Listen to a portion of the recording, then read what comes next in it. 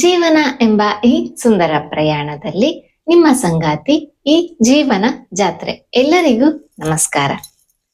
ಗುರುಚರಿತ್ರೆ ಅಧ್ಯಾಯ 32. ಮರಣವನ್ನು ಸೋಲಿಸಿದ ಗುರುಭಕ್ತಿ.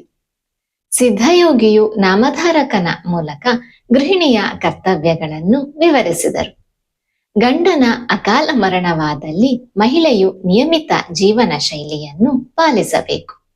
ದಿನಕ್ಕೆ ಒಮ್ಮೆ ಸರಳ ಶಾಕಾಹಾರಿ ಭೋಜನವನ್ನು ಮಾಡಬೇಕು. ಐಷಾರಾಮಿ ಜೀವನ ಹಾಗೂ ಸುಗಂಧ ದ್ರವ್ಯಗಳ ಬಳಕೆಯನ್ನು ಪೂರ್ಣವಾಗಿ ತಡೆಯಬೇಕು. ಅನ್ಯ ಪುರುಷರ ಗಮನ ಸೆಳೆಯದಂತೆ ವರ್ತಿಸಬೇಕೆಂದು ಸೂಚಿಸಿದರು. ವಿಧವೆಯು ಬಿಳಿ ಅಥವಾ ಕೆಂಪು ಬಣ್ಣದ ಸರಳ ಉಡುಪನ್ನು ಧರಿಸಬೇಕು. ಆಭರಣಗಳು ಹಾಗೂ ದುಬಾರಿ ಉಡುಪುಗಳನ್ನು ತಪ್ಪಿಸಬೇಕು.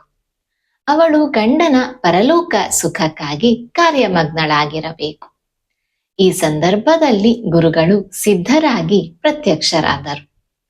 ಅವರು ದತ್ತನ ಪತ್ನಿಗೆ ಭಸ್ಮ ಹಾಗೂ ರುದ್ರಾಕ್ಷಿಯನ್ನು ಅನುಗ್ರಹಿಸಿದರು. ಭೀಮಾ ಮತ್ತು ಅಮರಜ ಸಂಗಮದ ಪವಿತ್ರ ಜಲವನ್ನು ದತ್ತನ ಮೃತದೇಹದ ಮೇಲೆ ಸಿಂಪಡಿಸಲು ಹೇಳಿದರು. ದತ್ತನ ಪತ್ನಿಯು ಸಂಗಮದಲ್ಲಿ ನಿಂತು ಪತಿಯ ಅಂತ್ಯಕ್ರಿಯೆಗಳಿಗೆ ಸಿದ್ಧಳಾದಳು. ಆದರೆ ಅದಕ್ಕೂ ಮುನ್ನ ಅಶ್ವತ್ಥ ಮರದಡಿ ತಪಸ್ಸಿನಲ್ಲಿ ತೊಡಗಿದ್ದ ಶ್ರೀ ನರಸಿಂಹ ಸರಸ್ವತಿ ಗುರುಗಳ ಬಳಿ ಹೋದಳು. ಗುರುಗಳು ಅವಳಿಗೆ ಅಷ್ಟಪುತ್ರವತೀ ಭವ ಎಂದು ಆಶೀರ್ವದಿಸಿ ಭಸ್ಮವನ್ನು ನೀಡಿದರು. ಇದನ್ನು ಕಂಡ ಜನಸಮೂಹವು ಆಶ್ಚರ್ಯಚಕಿತರಾದರು. ಪತಿ ಇಲ್ಲದೆ ಸಂತಾನ ಹೇಗೆ ಸಾಧ್ಯ ಎಂದು ಯೋಚಿಸಿದರು. ಆದರೆ ಗುರುಗಳ ಆಶೀರ್ವಾದ ವ್ಯರ್ಥವಾಗುವುದಿಲ್ಲವೆಂಬ ನಂಬಿಕೆಯಿಂದ ನಿಶ್ಚಲರಾದರು. ಗುರುಗಳು ನಂತರ ಶಿಷ್ಯರಿಗೆ ದತ್ತನ ಮೃತದೇಹವನ್ನು ತರಲು ಹೇಳಿದರು. ತಮ್ಮ ಕಮಂಡಲದಲ್ಲಿದ್ದ ಪವಿತ್ರ ಜಲವನ್ನು ಶಿಷ್ಯರ ಮೂಲಕ ಪ್ರೋಕ್ಷಿಸಲು ಸೂಚಿಸಿದರು. ಅದ್ಭುತ!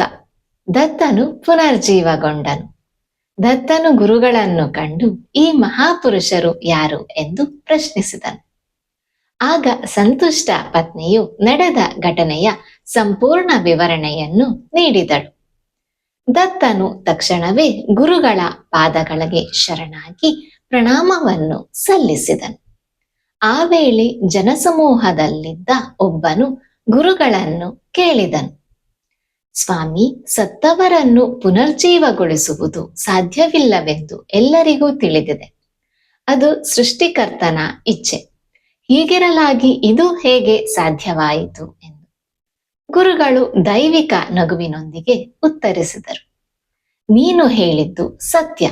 ಆದರೆ ನಾನು ಅವನ ಮುಂದಿನ ಜನ್ಮದಿಂದ 30 ವರ್ಷಗಳ ಆಯುಷ್ಯವನ್ನು ಎರವಲು ಪಡೆದಿದ್ದೇನೆ ಎಂದರು. ಈ ಮಾತು ಕೇಳಿ ಎಲ್ಲರೂ ಆಶ್ಚರ್ಯಚಕಿತರಾಗಿ ಗುರುಗಳ ಮಹಿಮೆಯನ್ನು ಸ್ತುತಿಸಿದರು. ಇಲ್ಲಿಗೆ 32ನೇ ಅಧ್ಯಾಯಕ್ಕೆ ಮಂಗಳಂ. ಈ ಅಧ್ಯಾಯದಿಂದ ನಾವು ಕಲಿಯುವ ಜೀವನ ಪಾಠಗಳು. ನಿಜವಾದ ಗುರುಭಕ್ತಿ ಮರಣವನ್ನು ಸೋಲಿಸಬಲ್ಲ ಶಕ್ತಿಯನ್ನು ಹೊಂದಿದೆ.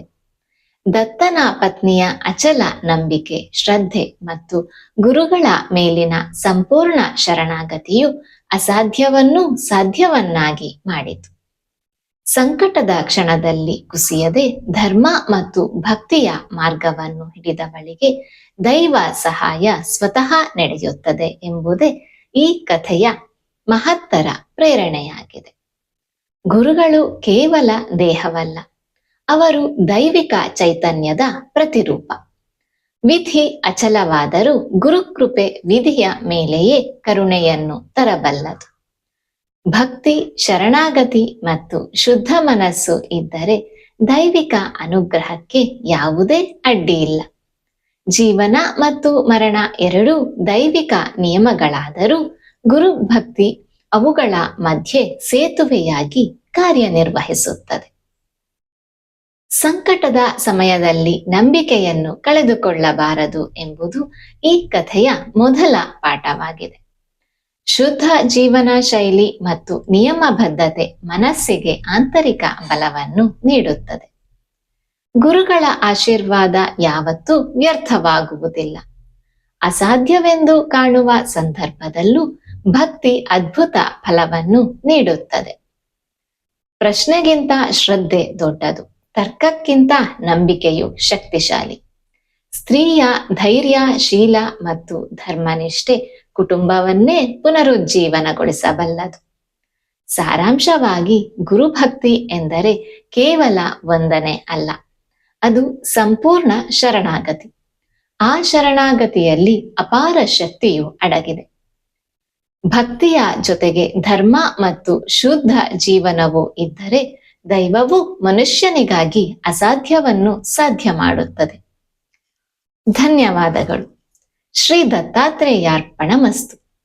ಸಬ್ಸ್ಕ್ರೈಬ್ ಮಾಡಿ. ಇದು ಕೇವಲ ಚಾನಲ್ ಅಲ್ಲ, ಇದು ನಿಮ್ಮ ಜೀವನ ಜಾತ್ರೆ. ಸರ್ವೇ ಜನ ಸುಖಿನೋ ಭವಂತು.